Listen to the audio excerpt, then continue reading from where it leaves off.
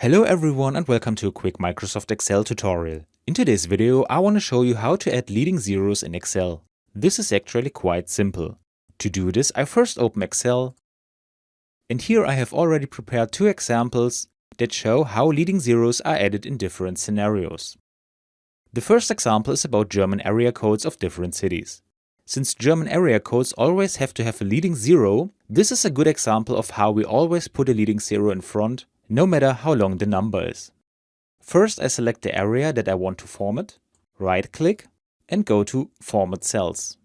Here we stay in the Numbers tab and switch to Custom. We leave the type at General, and in front we add quotation mark, zero quotation mark.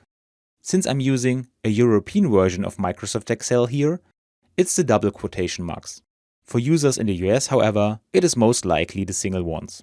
We now click on OK, and we will see that the leading zero has been added to all my area codes, regardless of how long the area code was. In the second example, however, we are dealing with zip codes. This is very similar in Germany as well as in the US, as these are 5-digit codes. However, depending on the area, these start with a 0.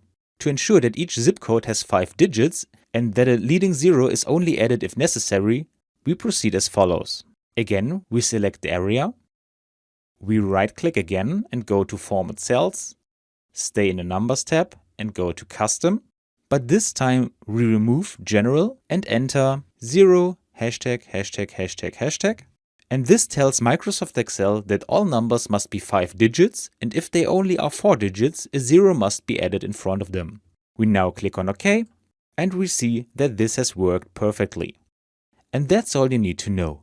I hope you enjoyed the video, and I will see you again in the next tutorial.